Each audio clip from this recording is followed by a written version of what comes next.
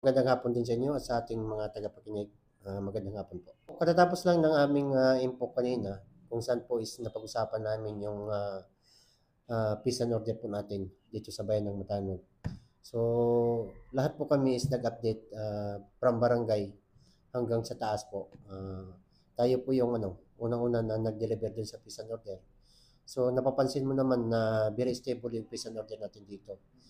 Simula nung January hanggang ngayon, meron lang tayong isang insidente ng pamamaril kung saan po is nag-file na tayo ng kaso laban dito sa mga suspect nito at hinintay lang po natin yung warrant of arrest para ma-serve natin yung warrant at mabigyan ng hustisya yung pamilya po ng mga biktima.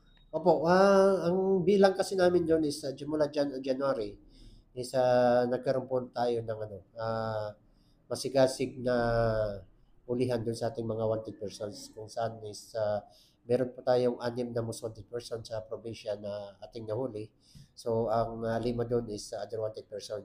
So, suma total, meron tayong 11 na wanted person na nahuli natin. Ating kampanya against illegal drugs is meron din tayong 11 na individual na nahuli din.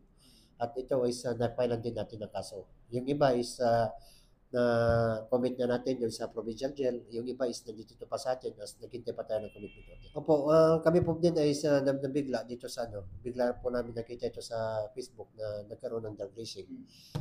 Kaya ito po ay mabilis kami nakipag-ugnayan sa ating barangay para matukoy itong mga tao na ito.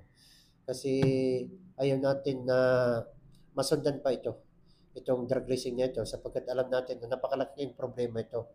Kung may madisgrasya man dito is magiging problema din, hindi naman yung barangay, kundi mismo yung munisipyo na. At problema din ito ng ating kapulisan. Kaya binabalan ko na yung mga nagpasimuno nito, yung mga organizer, na huwag niyo nang tangkayin na umulit pa. Kasi pag tinangka nyo at nahuli kayo, talagang makakatikim kayo ng kaso dito sa mga pinagagawa nyo. So hindi natin ito tolerate ito.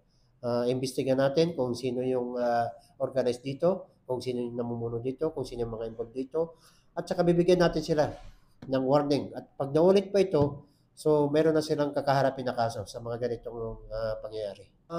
Ayon dun sa video na nakita natin is dito sa kahabaan ng highway ng Bayangan Norte. At ito rin ay kinumpirma ng mismong barangay chairman na doon nga sa kanilang lugar.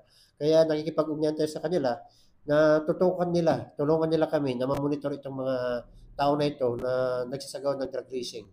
Kasi hindi natin ito tolerate. Kailangan na masiwata ito at matigil ito na mga aktibidad itong mga drug racing nito. Ayon doon sa ating pagtatanong at saka information na natanggap is hindi lang taga Matanog ang nandito. Mayroong dumadayo dito na taga Parang at saka taga Sultan Sultan Kudarat or Sultan Masura, iba't iba yung pinagalingan nila itong mga tao na ito. Kaya ayaw natin na maging video itong lugar natin kasi mayroon din marching order si Mayor na tutukan itong drug racing na ito at dapat hindi na ito masundan talaga.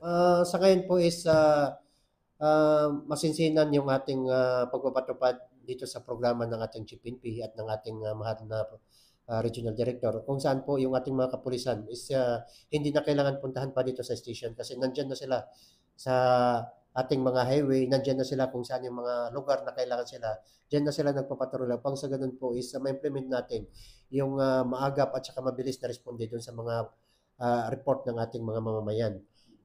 Kung kaya't hinihiling ko rin yung tulong ng ating mga barangay chairman kasi tulad ng sinabi ko kanina, yung mga barangay chairman is sila yung nagiging tainga at saka mata dito sa barangay. Kung ano man yung napapansin nila doon na hindi ka nais-nais o di kaya naiiba doon sa kanilang nakasanayan, is huwag po silang mag-atubili na inform ang kanilang kapulisan sapagkat ang mga kapulisan natin ay dyan na sa kanilang mga barangay. Tumawag lang sila doon sa ating mga hotline, yung 911, upang sa ganun po ay maagap yung ating kapulisan na matugunan yung kanilang mga pangailangan. Lastly po na gusto kong idulog sa ating mga kababayan is tulungan niyo po yung ating mga kapulisan. Sapagkat ang hangarin ng ating mga kapulisan is para sa mapayapa, tahimik, at maayos na pamayanan. Kung nakikita po ninyo, kami po ay hinuhuli po namin yung lahat ng alam natin na nakakasira sa ating bayan sapagkat ang gusto lang namin is maging tahimik yung ating lugar.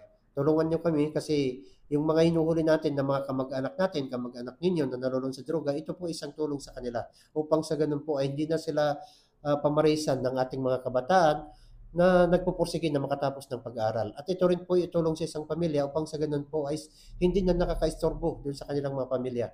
At sa kanilang pananatili sa kulungan is ito po yung chance na para sila ay magbago. Kasi ang hinahangat natin is sa kanilang pagbabalik, ibang tao na, hindi na yung dati. At para mapakinabangan din ng ating mga kababayan, mapakinabangan ng bawat pamilya ng ating taga-Matanog. Kaya ang gusto po namin is bawat pamilya dito sa Matanog ay hindi na magkakaproblema patungkol dito sa illegal na droga. Mahigpit namin ipinagbabawal lang ang drug racing, yun ang sinasabi ko. Tigilan nyo na yan kasi may paglalagyan talaga kayo pag kayo po ay nahuli. Kaya mensahe ko doon sa lahat na naghangad na ulitin pa ito, huwag nyo nang subukan kasi talagang magkakaroon na kayo ng problema.